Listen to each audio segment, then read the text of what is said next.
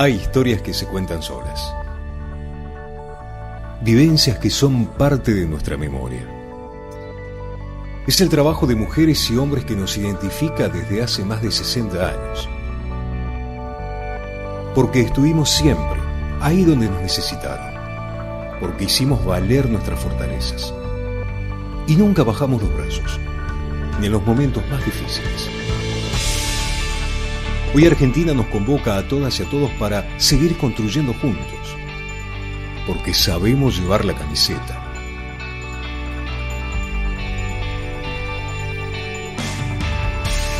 En cada laboratorio, en el territorio que conocemos, en el saber que generamos todos los días.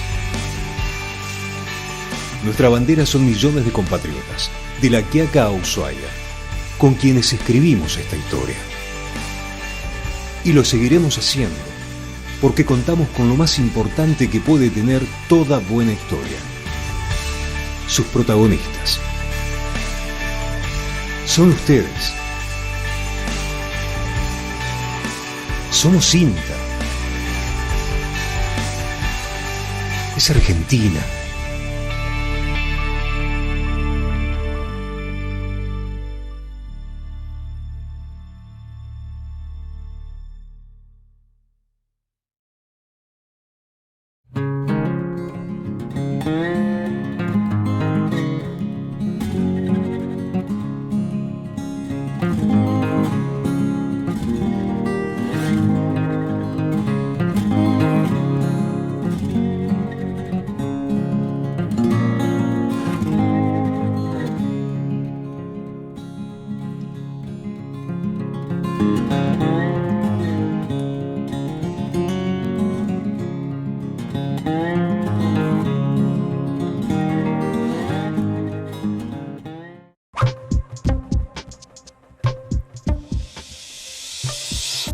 Las familias productoras planifican su producción y cosechan las hortalizas de acuerdo a los pedidos semanales que llegan a los nodos de consumo.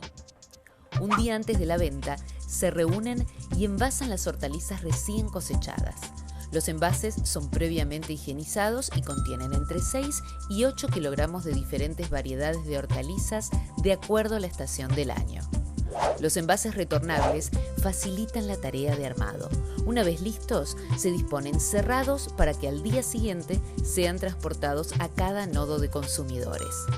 Esta forma de venta asegura a las familias la venta total de la cosecha y evita pérdidas y desperdicios de alimentos. Fomenta la producción agroecológica y pone en valor el trabajo de las familias, quienes reciben una mayor retribución económica. Los envases conectan y hacen funcionar al circuito. Cuidalos y devolvelos limpios.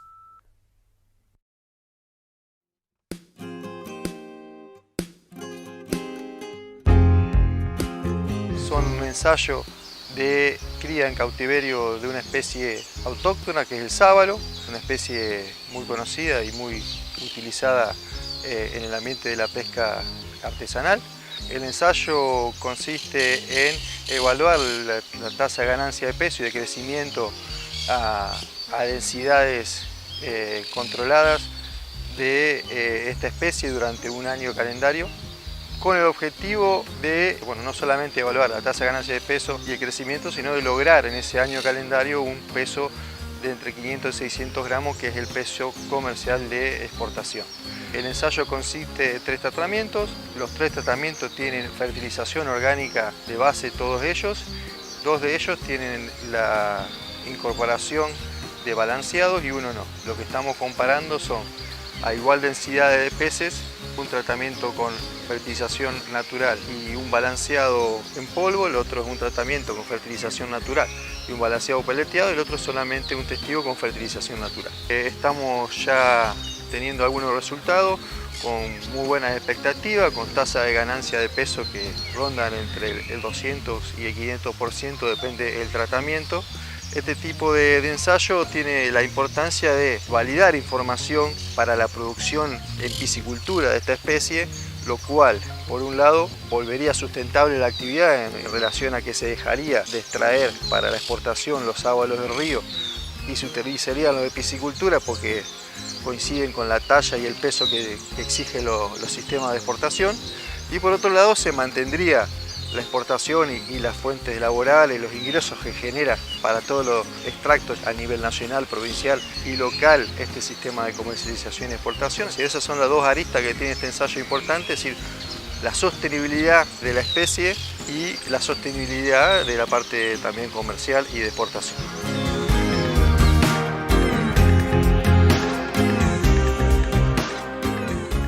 Bueno, un poco la idea es no tanto mostrar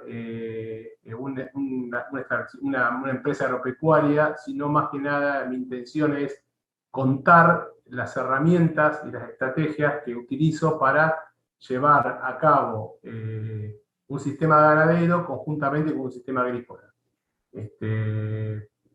Son todas herramientas que ya todo el mundo conoce, pero el tema está en la combinación que yo uso para llevar todo esto a cabo. Bueno, en realidad el campo este es un campo que inició mi abuelo en el año 34, después se fueron sumando más campos de la familia, y hoy es una sociedad de explotación que se llama Pastorinos RL, que explotamos aproximadamente unas 6.800 hectáreas, todas acá en el partido de Coronel Dorrego, en un radio de 60-70 kilómetros de este establecimiento, y la mayoría son todos campos arrendados de la familia o de terceros. Bueno, bien, nosotros tenemos un planteo, un ciclo completo, tenemos más o menos unas 1.300, 1.400 madres, la idea es seguir creciendo. Esos terneros se destetan y se terminan acá en la donita. Acá es donde hacemos la terminación. Los terneros entran en un corral, después van a verdeos, se recrían sobre verdeos y vuelven al corral a terminación. Bueno, Rolando, muchísimas gracias. No, gracias a ustedes.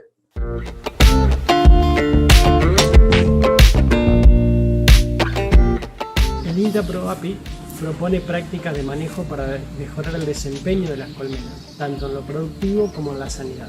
Una de estas prácticas muy importante es el recambio de cuadros de la cámara de cría. Es fundamental recambiar el 30% de los cuadros todos los años. Esta actividad se realiza durante la primavera con las inspecciones antes de que inicie la primavera y se recambian aquellos cuadros negros. ¿Por qué? Porque estos cuadros negros poseen feromonas que atraen en mayor cantidad las barrobas y además enmascaran los aromas de barroba dentro de la celda cuando ingresa a multiplicarse. De esta manera las abejas nodrizas al momento de realizar la limpieza de aquellas larvas muertas o de los ácaros que están dentro de las celdas no las pueden detectar. Esos cuadros negros que se retiran durante la primavera deben llevarse a salas de fundición, donde se separa la cera recuperable de aquel ollejo que ya no se puede utilizar más en apicultura y te devuelven la cera estampada para reutilizar en las colmenas. Además, es muy importante el recambio de cuadros porque cuando los cuadros tienen mucho más de 3 años, se engrosan las paredes de la celda y en algunos casos impiden que la reina continúe poniendo huevos. En casos extremos se pueden observar colmenas que abandonan parte del nido de cría o se fugan o se enjambran a causa del no recambio de cuadros. Por este motivo es muy importante realizar el recambio del 30% de los cuadros todos los años.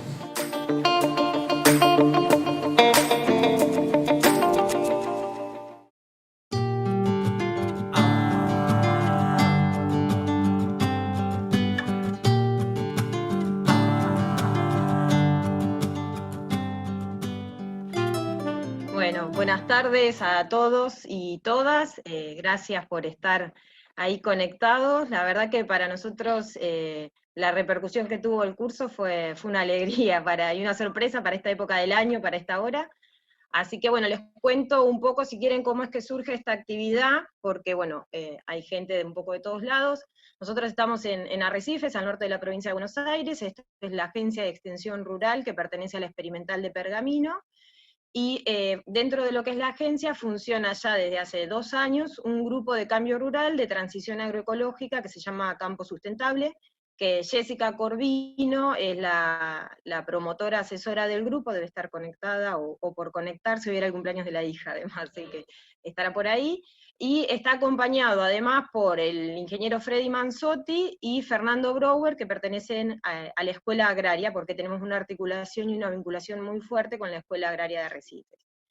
Dentro de lo que es la planificación del Grupo de Cambio Rural, ya hace el año pasado, el anterior ya, en 2019, Laura estuvo acá porque era interés del grupo trabajar algunos otros temas, no los tradicionales que uno por ahí está más acostumbrado a escuchar sobre el suelo, con los 2 o 3 nutrientes que más se trabajan, sino empezar a pensar qué pasa abajo del suelo, cuáles son todas las relaciones que se dan, no solamente entre 2 o 3 nutrientes.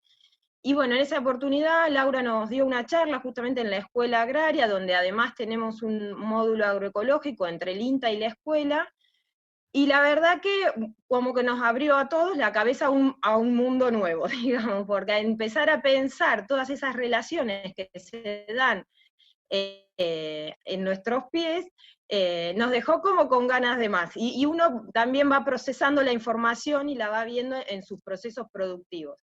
Entonces, en una de las reuniones que tuvimos ya el año pasado, volvió a surgir con la idea de que fuera como una instancia como la que está planteada hoy, que es una instancia de taller.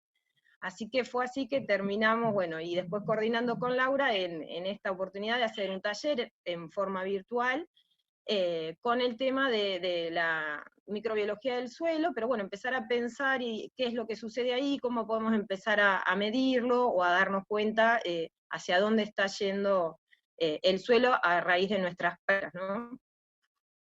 Así que bueno, un poco así es que surge el taller. Me está acompañando hoy, y ya definitivamente, Laura Magri. Creo que es la primera actividad que hace oficial en la agencia, es compañera nueva de la ER antes era unipersonal, y desde diciembre se incorporó Laura, así que es una alegría tener una compañera. Así que Laura nos va a estar acompañando en el taller. Junto con Laura vamos a, como les decía César, vamos a intentar ir juntando esas preguntas que puedan ir haciendo en el chat. Lo que tiene de bueno también esto de hacerlo así de taller y virtual es que si nos dan los tiempos, seguramente cuando terminemos vamos a poder hacer un intercambio. Así que yo no ocupo más tiempo. Laura, no sé si querés aclarar algo, Laura Magri, con respecto a las preguntas, y ya le damos el tiempo a Gracias, Laura. Ceci, y gracias a todos y todas los que están del otro lado. Un placer encontrarnos para arrancar el año con esta temática que creo que es súper relevante, y fue evidente, ¿no?, con la repercusión que tuvo el curso, empezar a mirar a ver qué pasa abajo es súper importante, así que me alegra mucho poder participar como primera actividad oficial de la agencia. Nada, voy a estar siguiendo las preguntas, si quieren ir dejándolas en el chat, al final, como comentaba Ceci, al final de la charla, si el tiempo nos lo permite, vamos a estar respondiéndolas. Y bueno, obviamente si no, quedan los contactos y seguiremos trabajando en la temática. Bien. ¿Vamos? César, comparte. Arranquemos entonces. Bueno, César, para que te presento, Laura, que no te presenté. Presentemos a Laura, no todos la conocen. Perdón. No, sí, yo como ya te conozco. Laura De Luca, perdón, esa. Laura De Luca es ingeniera agrónoma recibida de La Plata, tiene una maestría en agroecología y desarrollo sustentable en España, en la Universidad de Andalucía, y es compañera nuestra de INTA en la Cuenca del Salado. Así que, Laura, ahora sí, César, comparte pantalla y arrancás.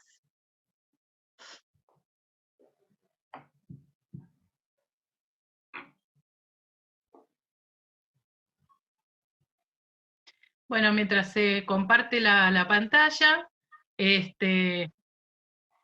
además de la maestría en agroecología, tengo muchos años de laboratorio, de microbiología, y siempre mis aportes al estudio de la transición en los agroecosistemas la he realizado desde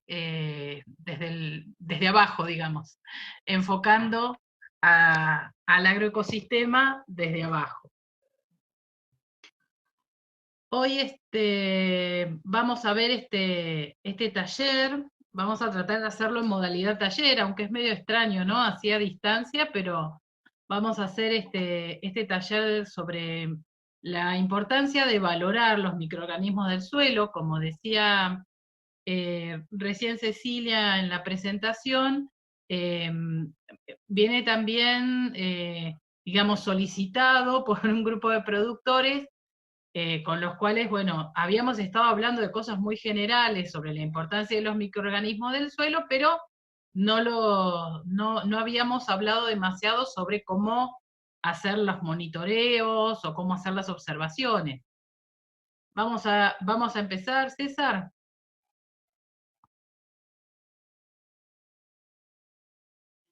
Como les comentaba recién,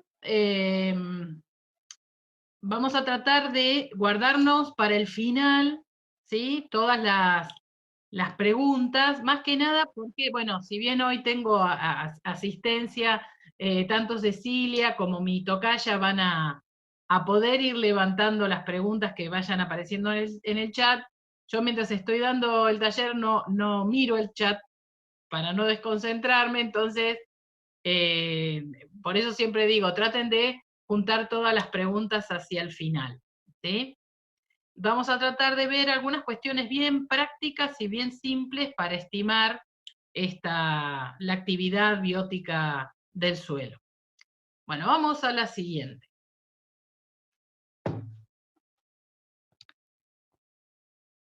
Bien, nosotros podemos percibir el suelo como un soporte para los cultivos, ¿sí?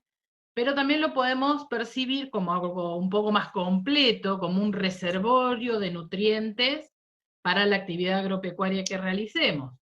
También a veces lo vemos, digamos, como un enemigo cuando está plagado de adversidades y parece que estuviera en nuestra contra.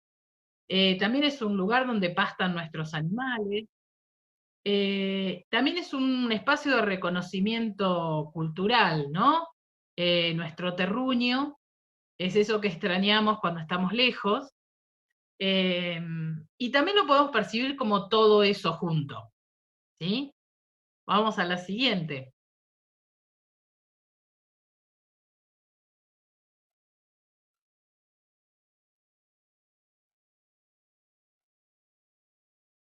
La siguiente, ahí está. Cuando nosotros hablamos de suelo, y como productores o como técnicos, hablamos de calidad de suelo, ¿sí? Ahora, yo acá les pongo dos definiciones de calidad de suelo. Una es de la Sociedad Latinoamericana de Ciencia del Suelo, donde dice que un suelo de calidad es el que tiene capacidad para funcionar dentro de los límites de un ecosistema natural, ¿sí? O sea, calidad y funcionamiento, ¿sí? Van de la mano, que puede sustentar la productividad vegetal y la animal, mantener y aumentar la calidad del agua y del aire, soportar la salud y la vivienda humana. También hay una definición muy cortita que dice que la capacidad es, digamos, la calidad del suelo es su capacidad para funcionar. Punto. O sea, tanto en la definición más larga como en las más cortas, hablamos de calidad y de capacidad de funcionamiento. Y ahí es donde vamos a empezar digamos, a rosquearnos en este taller. Vamos a la siguiente. Cuando nosotros pensamos en esta capacidad de funcionar, pocas veces pensamos en todas las funciones de sostén de vida que tiene un agroecosistema. Cuando pensamos en funcionamiento, por lo general, pensamos en los nutrientes. Vamos a decir la verdad, pero hay una serie de funciones, ¿sí?, que están en marcha o que deben o deberían ponerse en marcha en ese suelo para que ese suelo funcione como corresponde.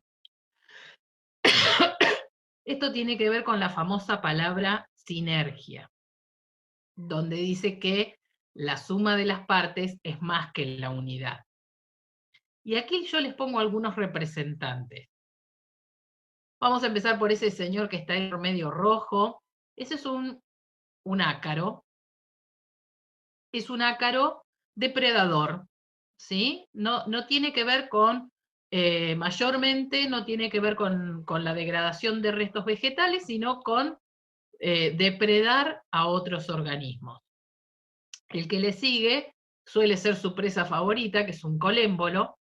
Abajo, gordito, tenemos un ácaro oribátido que tiene gran poder detritívoro en el suelo, muy asociado a ese último recuadro donde parece que hay un millar de puntitos, y sí los hay, porque lo que hay ahí eso es una coloración vital, es decir, una coloración de suelo en un pedacito de suelo. Y ahí tenemos todo ese zoológico. Y todo ese zoológico que tiene que ver con estas funciones de sostén de vida, ¿sí? Vamos a la siguiente.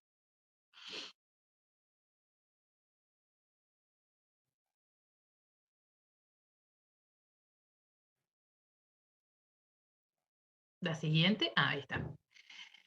En general, cuando nosotros hablamos de nutrientes, o básicamente de nutrientes y hablamos de carbono, la forma de ingreso del carbono al suelo es mediante, digamos, la fijación que hacen del carbono los vegetales, ¿sí? Que toman dióxido de carbono y lo transforman en carbono orgánico.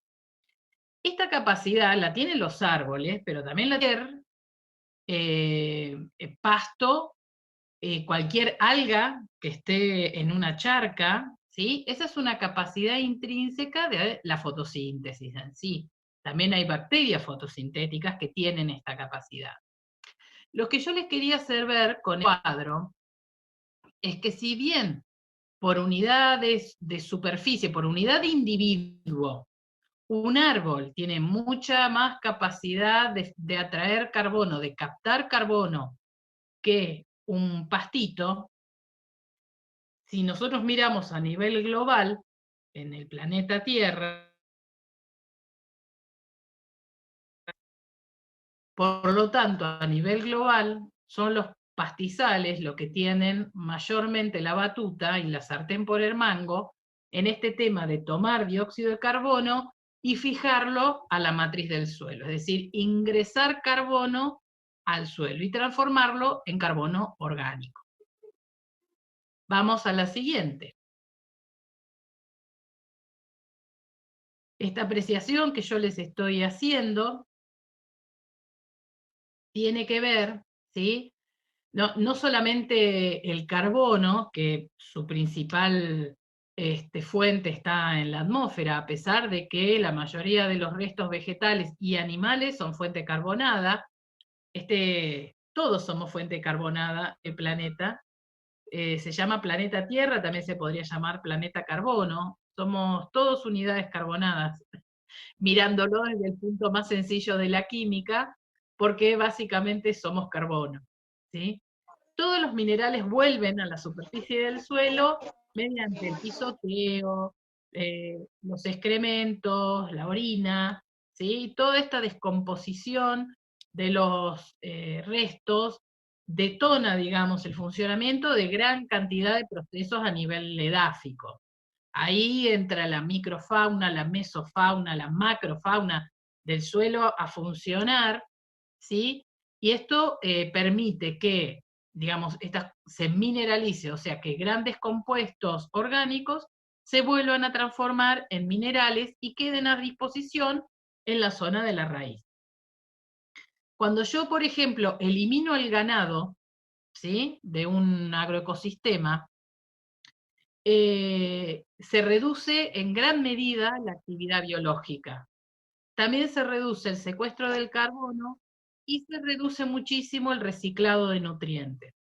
¿Por qué se da esto? Bueno, porque en su, digamos, en su alimentación y bosteo, el ganado en general detona, como decíamos, son una bomba de microorganismos, ellos mismos, y en cada deyección, ¿sí?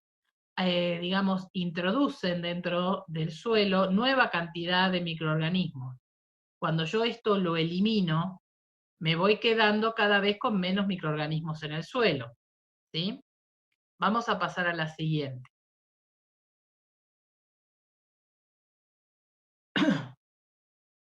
Vamos a ver, cuando veníamos hablando de calidad de suelo, de funcionalidad de suelo, más o menos, ¿cuántos bichos tiene que haber? Esa es una pregunta que me hacen habitualmente. ¿Cuánto tiene que haber? Miren, estos datos que vamos a ver acá son de la bibliografía, de los libros y de alguna experiencia que fui haciendo a lo largo de los años. En un suelo que está totalmente sano, digamos, donde no hay ninguna intervención del hombre, un suelo prístino, tiene 10 a la 10 microorganismos por gramo de suelo, es decir, ese número que ven ahí, un 1 seguido de 10 ceros, ¿sí? Eso es lo que entra en un gramo de suelo, como para que se den una medida, un gramo de suelo es una cucharada, ¿sí? Una cucharada de suelo es 1 gramo aproximadamente. Y tenemos toda esa cantidad de microorganismos. Ese es un suelo que está funcionando netamente. Pero cuando nosotros transformamos los suelos en agrícola, ¿sí? Ahí ya encontramos valores que van desde 10 a la 2, ¿sí? O 10 a la 4, esos suelos que son exclusivamente agrícolas. O sea que no incorporamos la ganadería. Cuando nosotros trabajamos, imagínense que con esos números tan terribles que hay, cuando nosotros queremos trabajar con microorganismos, no conviene, ustedes me están escuchando igual porque mi vecino se puso a cortar el pasto, me escuchan igual, ¿no? Díganme que sí, por favor. Sí, sí, se escucha bien. Sí, sí. Es muy gauchito, mi vecino se puso a cortar el pasto ahora. Bien, entonces, con esa cantidad de microorganismos, imagínense que ir investigando uno por uno es una cosa de locos, ¿sí?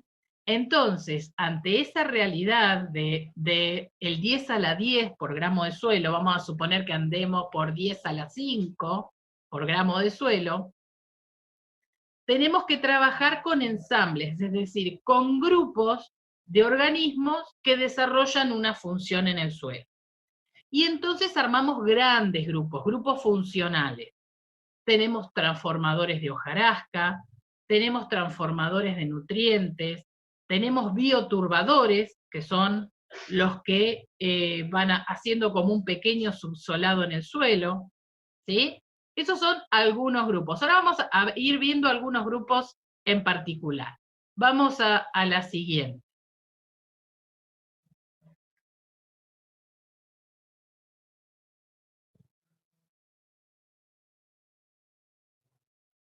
Bien, vamos a empezar por un grupo, ¿sí? Que como estábamos hablando del carbono y la degradación de los restos vegetales, vamos a empezar hablando de la celulólisis o del grupo funcional celulolítico.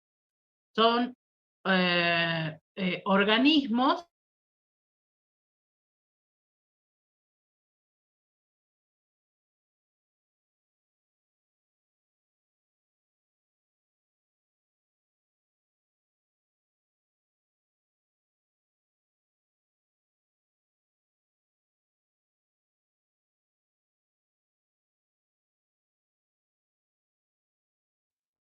me parece que se cortó un poquito, ¿no?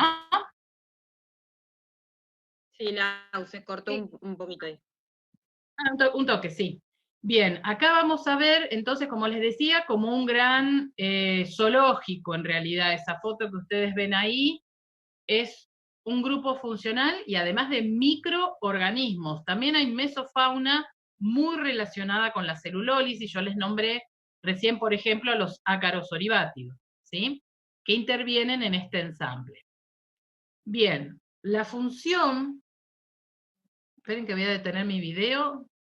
La función que tienen, digamos, obviamente, es degradar la celulosa, ¿sí? Que constituye, como ustedes saben, una de las principales, digamos, el constituyente principal de cualquier resto vegetal.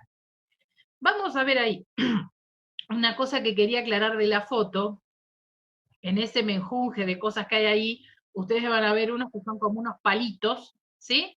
Parecen unos palitos de escarbadientes que están sueltos entre la foto. Esos son los celulolíticos. Los otros son acompañantes. Porque en realidad los grupos funcionales no están solos en el suelo, sino que muy por el contrario, están siempre entrelazados con otros grupos funcionales, y ahora vamos a ver quiénes son esos otros que están ahí. Básicamente, el fin último de la celulolisis es la formación de la materia orgánica. Miren el cuadro que tenemos ahí. Ahí tenemos una pradera, digamos, una serie de 3 barras, que es una pradera polifítica, un campo que tiene solamente alfalfa, ¿sí? Y no tienen pastoreo. La primer pradera, la barra más chiquita, es una pradera muy simple, que ya está un poco degradada. Y además están sin pastoreo. Cuando nosotros en ese mismo sector, con esa misma composición, incorporamos el pastoreo, miren lo que ocurre con los recuentos de los celulolíticos. Se disparan, se van una unidad más, ¿no? De 10 a la 3 a 10 a la 4. Esperen que me voy a cambiar los lentes. Ahí está. Entonces, ahí vemos cómo el efecto del pastoreo, digamos, beneficia a este grupo funcional. Y por otro lado tenemos un terreno agrícola, netamente agrícola. No hay ganadería y además era un monocultivo. Como pueden ver, bastante bajito, digamos, el recuento. De ese 10 a la 10 que deberíamos tener, nos fuimos casi a 10 a la 1, ¿no? Bien, vamos a la siguiente.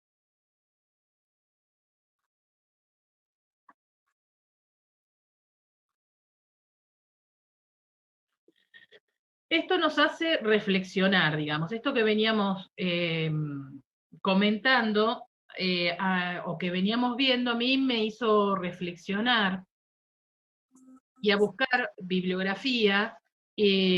Para algunos conocerán a Alan Savory, que es quien, digamos, en la actualidad lleva adelante todo esto de la visión holística y del manejo holístico de los pastizales y de la ganadería. Él hace una aseveración con la que yo concuerdo, y concuerdo a raíz de lo que he estado viendo en estos años de trabajar con los microorganismos de suelo. Un pastizal bien manejado, ¿sí?, puede contribuir de manera relevante a lo que es el secuestro de carbono, ¿sí? Como decíamos hoy, si bien obviamente una arboleda por individuo tiene más capacidad de secuestrar carbono, los pastizales son lo que cubre la mayor parte de nuestro planeta. Si nosotros consiguiéramos que en toda esa superficie un aumento del 1% de materia orgánica, porque recuerden que ustedes que la actividad de este grupo de organismos es la que hace que la materia orgánica del suelo se encuentre presente y, digamos, pueda aumentar algún puntito. Si nosotros conseguimos un aumento del 1% en estos primeros centímetros de suelo, eso equivale a 17 toneladas de carbono, ¿sí? Esto hace, digamos, que los pastizales adquieran una importancia más que relevante para cuando consideramos el tema de cambio climático y secuestro de carbono. Vamos a pasar a la siguiente.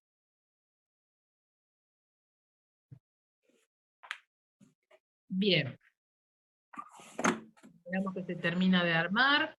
Ahí está. Yo les decía que hay, aparte del ensamble de los celulolíticos, teníamos otros ensambles. Por ejemplo, los, digamos, los que llevan y traen nutrientes importantes. Uno de esos grupos más importantes es el nitrógeno, obviamente, y dentro de este gran grupo, ¿sí?, de transformadores de nutrientes, tenemos tanto a los fijadores de nitrógeno, tanto de forma libre como de forma simbiótica, a los nitritadores y a los nitratadores. Todos ellos trabajan juntos, ¿sí? Ahí tenemos en las fotos, como para ir explicando un poquito más, la primera fotografía que tiene un fondo violeta oscuro, eso es un fijador libre, en realidad es toda una colonia, eso que parece como un colectivo, como un tren ahí que está haciendo una curvita. Bueno, esos son fijadores libres, ¿sí? Toman el nitrógeno de la atmósfera, viven en vida libre en el suelo, y lo incorporan como nitrógeno orgánico al suelo. Los fijadores libres son muy importantes, están considerados dentro de lo que son las bacterias promotoras de crecimiento vegetal, o sea, siempre viven cerca de la zona de la rizósfera. Luego tenemos a los fijadores simbióticos, ahí tenemos unos hermosos nódulos. Dentro de esos nódulos, el fijador simbiótico es como que evolucionó. Pasó de la zona de la rizósfera a meterse adentro de la planta. Tiene casa, comida, temperatura adecuada y obviamente con todo esto, sin tener que pelear contra el medio ambiente, tiene mucha más capacidad de fijación. Los fijadores simbióticos están presentes en las plantas leguminosas y, digamos, yo siempre había considerado o recomendaba poner leguminosas como cultivo acompañante para mejorar el rendimiento de los cereales, ¿sí? Del trigo o del maíz, de lo que sea. Y hoy justamente a la mañana leí un texto que me cambió un poco la manera de decir esto, porque la fijación simbiótica mejora, ¿sí?, su capacidad de fijación cuando está acompañada de plantas que no son leguminosas. Vamos a explicarlo otra vez.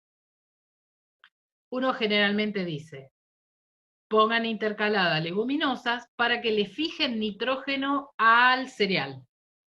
Y según el texto que leí esta mañana, si nosotros ponemos cereales intercalados con las leguminosas, mejora muchísimo más la capacidad de fijación simbiótica. ¿Por qué se da esto? Bueno, porque las plantas de cereales, ¿sí?, las gramíneas en general, tienen en esa raíz en cabellera un montón de microorganismos que se llaman PGPR, que son bacterias promotoras de crecimiento vegetal, como los fijadores libres, ¿sí? Entonces, lo que sucede es que se potencian estas poblaciones y todo redunda en una mucha mejor fijación y mucha mejor nodulación, ¿sí?, de los fijadores simbióticos. Además, en esa otra fotito de ahí abajo que tenemos, que está muy clarita porque está tomada de un microscopio, tenemos este otro ensamble, nitritadores, nitratadores, porque claro, los fijadores lo que hacen es tomar el nitrógeno atmosférico y transformarlo en nitrógeno orgánico. ¿Y quiénes lo transforman en nitrato? Porque la planta lo necesita como nitrato en realidad. Bien, entonces los que hacen esta última transformación son, en una primera etapa, los nitritadores, que lo transforman de amonio en nitrito, y los nitratadores que lo transforman de nitrito a nitrato. Y ahí queda el nitrato disponible en el suelo.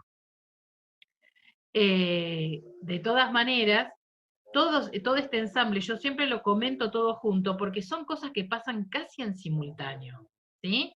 No es que primero se fija, después pasa nitrito, después, en realidad uno lo explica así por una cuestión didáctica, pero la realidad es que todo esto ocurre totalmente junto, y totalmente junto con la celulólisis, que es esa primera fotito que vimos con los celulolíticos. ¿Vieron que yo les dije, miren, los celulolíticos son esos que parecen palitos?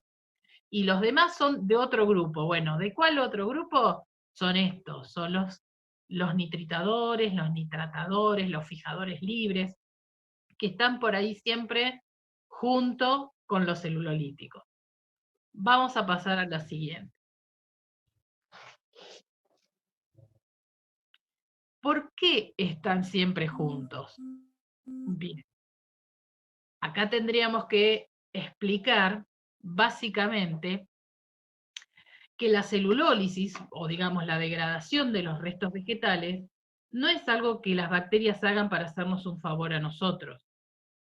Las bacterias degradan celulosa porque quieren formar nueva estructura, se quieren perpetuar, quieren armar nuevos individuos.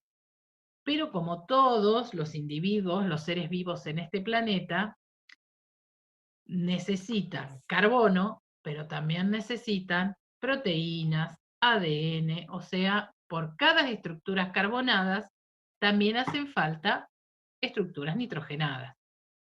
De esta manera, es que la relación entre cuánto carbono y cuánto nitrógeno tiene un resto vegetal es lo que me determina cuán rápidamente se va a degradar. ¿Sí? Si yo pongo un resto vegetal que tiene una relación carbono-nitrógeno alta, qué sé yo, 100:1, como un maíz, un sorgo, va a tardar muchos meses en degradarse, en llegar a la relación, digamos, que se considera base, que es la de 10:1. ¿Sí? Si yo pongo un resto vegetal que tiene una relación de 60:1, como puede ser una avena, eso va a tardar un poco menos que el maíz. Ahora, si ya pongo un resto vegetal que tiene una relación carbono-nitrógeno muy baja, que puede estar entre 20 o 30, como puede ser un trébol, bueno, eso se va a degradar rapidísimo. ¿Por qué? Porque cada estructura carbonada va a estar prácticamente relacionada con una estructura nitrogenada. Entonces, las bacterias celulolíticas pueden degradar, pueden formar nueva estructura, ¿sí? Y rellenarla con el nitrógeno que necesitan.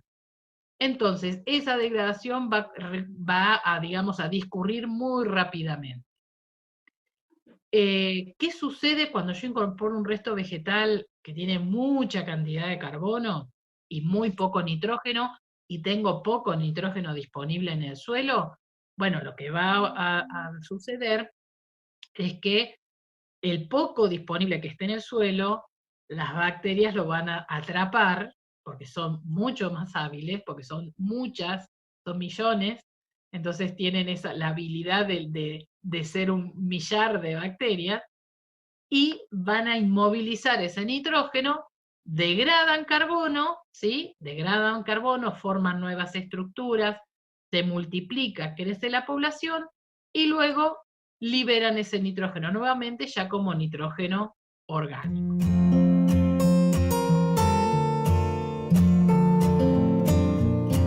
El servicio estacionado tradicional en la provincia de Entre Ríos arranca del 15 de marzo al 15 de mayo. Son 60 días. Para los casos de las ovejas adultas, con 45 días sería suficiente, y en el caso de incorporar borregas, con 60 días estamos cubiertos. Este sistema, digamos, requiere de un manejo preservicio.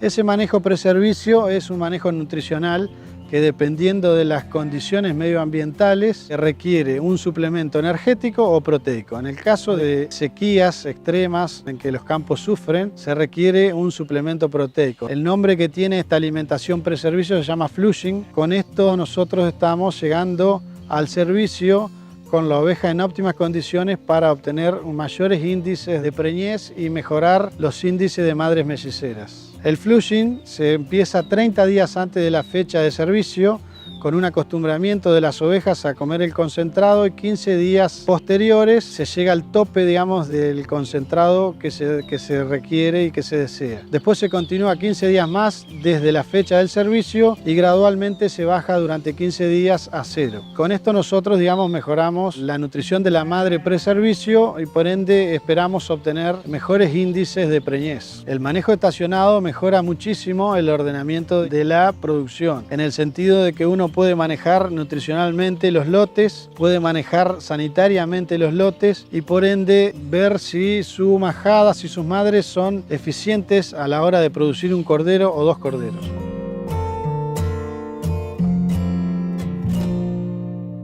El Instituto de Promoción de Carne Vacuna viene realizando desde hace varios años ya estudios de mercado y en estos momentos particularmente prestándole mucha atención a lo que sucede en las redes sociales, en las conversaciones de los consumidores, qué intereses, qué preocupaciones manifiestan, sobre todo lo que tiene que ver con los hábitos de compra de carne, ¿no? Y bueno, en principio la cuestión económica, el poder adquisitivo y como siempre las características sensoriales de la carne están en el tope de las preocupaciones o lo que más le interesa a la gente en el momento de comprar carne, pero sobre todo en las generaciones más jóvenes empiezan a manifestarse el interés por algunas cuestiones como ser la problemática ambiental, cuestiones que tienen que ver con el maltrato animal, y obviamente más en pandemia el tema de salud, ¿no? La preocupación por la salud. Entonces estamos prestándole mucha atención a estos elementos y ver de qué manera el instituto puede, y de hecho está trabajando, para elaborar mensajes, por ejemplo, que digan los beneficios nutricionales que uno puede encontrar en la carne vacuna, como alimento proveedor de proteínas, alimento proveedor de vitaminas, aminoácidos, minerales, etc., ¿no? Entonces, un eje es ese, el tema de salud, muy fuerte. Y acá me gustaría también resaltar algo que justamente arrojan las encuestas, ¿no? Le preguntamos a los argentinos qué pensaban, si una dieta integrada por vegetales solamente, o una dieta integrada por vegetales y proteínas de origen animal, o sea, proteínas cárnicas, cuál le parecía más equilibrada, más balanceada, y en realidad la mayor parte de la gente, a vos te dice, 7 de cada 10 personas, que la dieta equilibrada termina siendo más sana. O sea, si bien uno detecta que los más jóvenes son más proclives por ahí a dejar la carne vacuna o a consumir menos carne vacuna, en general está la conciencia en la sociedad de que una dieta equilibrada y sana es lo más conveniente, ¿no es cierto?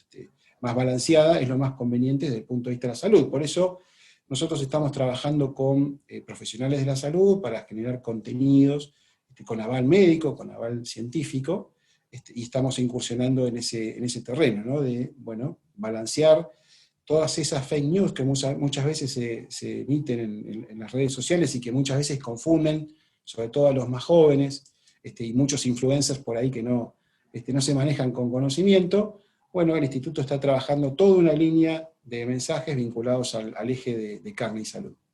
Complementando lo que te mencionaba recién, relacionado al eje pura y exclusivamente salud, son influencers que por ahí pueden trabajar mucho el tema gastronómico, el tema de recetas, el tema de aprovechar esa cuestión de los más jóvenes que buscan descubrir cuestiones más nuevas o productos innovadores o formas nuevas de cocinar los cortes, en fin. Todo eso lo estamos potenciando también en distintas redes sociales y es otro eje que permite balancear los problemas que te mencionaba al principio, ¿no? Es decir, bueno, si hay alguien que promueve el abandonar la carne, digamos, o dejar de comer carne, desde el IPCBA está de la vereda de enfrente, digamos, favoreciendo a aquellos que, bueno, de alguna manera entendemos deben seguir comiendo carne y les damos los motivos, desde salud a motivos que tienen que ver con experiencias y con disfrutar del sabor de la carne de vacuna argentina.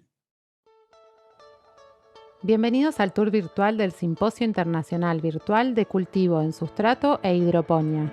Los y las invitamos a recorrer el país junto a nuestro asistente Hidro y a conocer experiencias donde estos sistemas de producción ya están funcionando de manera exitosa, con características diversas. Vamos a la primera parada. Hola Hidro, ¿qué te parece si empezamos por Misiones?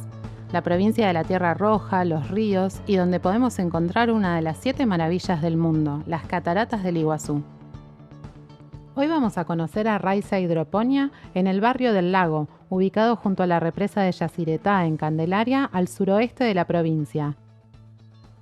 Hola, somos Ivana Matvichuk y Hugo Herrera, estamos en Raiza Hidroponía.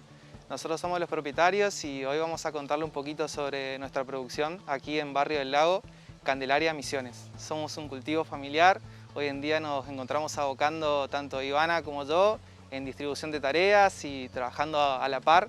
Hoy en día contamos con una superficie de 960 metros cuadrados, donde nos encontramos produciendo en sistema NFT, cultivo de hortaliza de hoja. Dentro de ellos estamos produciendo lechuga crespa, las variedades lechuga crespa, un poco de lechuga manteca y algo de morada y rúcula. Nosotros sembramos sobre espuma fenólica. La espuma fenólica es un sustrato inerte que tiene un pH neutro. Es muy limpio para lo que sería este sistema. Nosotros la siembra la hacemos con una máquina donde ponemos la espuma fenólica. Las semillas son peletizadas, entonces se hace como un juego. Ahí se siembra una semilla por cuadradito, digamos, de espuma fenólica.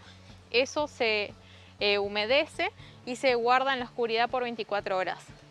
Una vez que germinan las semillas, se saca a nuestro sector de maternidad, donde ahí están más o menos entre 7 y 15 días. Luego de maternidad se trasplanta a todo lo que sería intermedia. Nosotros tenemos fase 1 o intermedia.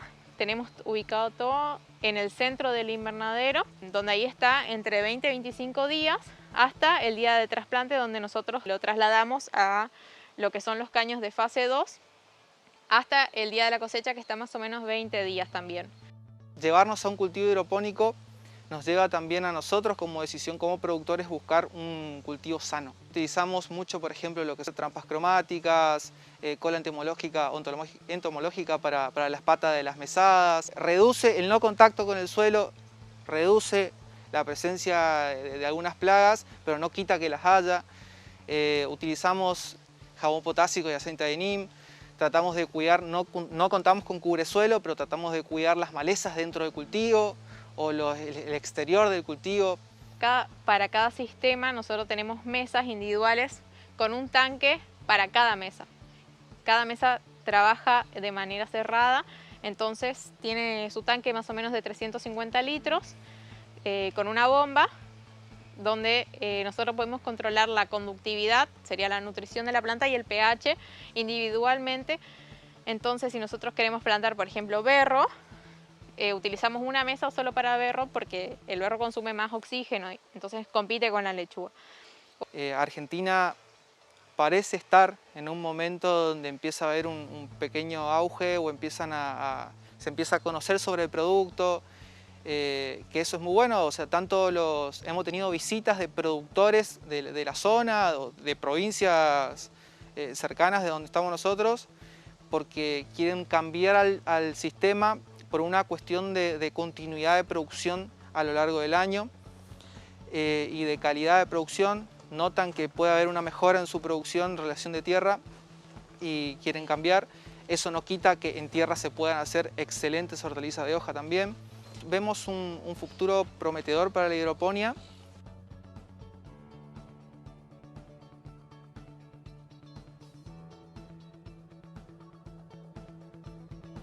Gracias, Hidro, por presentarnos a Ivana y Hugo. ¿Vamos a la siguiente parada?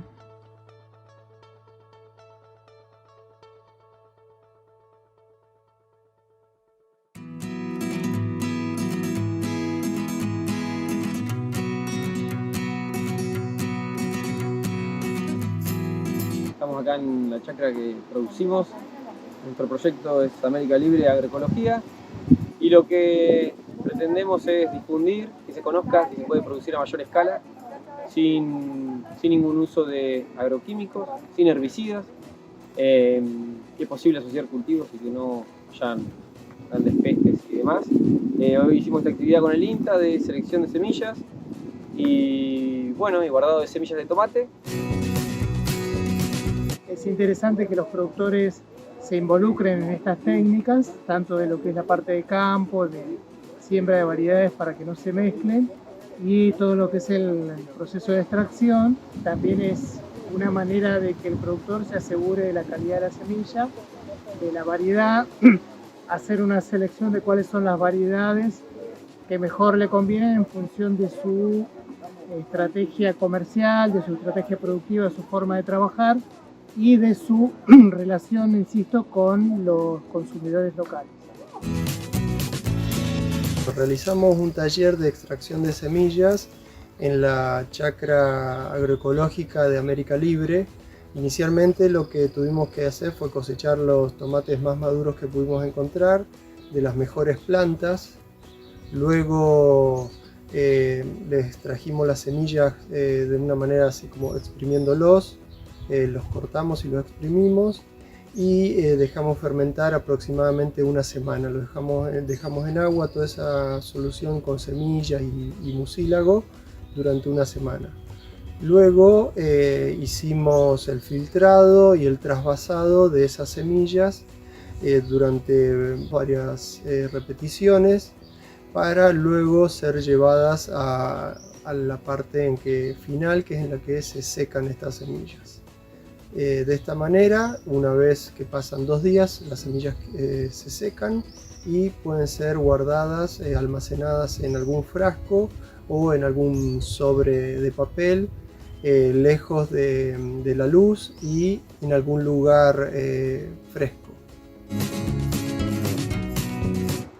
Bueno, ahora estamos en una muestra de semillas, o sea que por ahí a nosotros nos conviene porque últimamente las semillas son un poco caras, pero está buenísimo el tema de que nos enseñen a cómo extraer las semillas, cómo cuidarlas también. Para nosotros nos da una buena ayuda. Y obviamente lo vamos a hacer con las semillas que tenemos nosotros de variedades de tomate, de berenjenas, y bueno, nos viene re bien.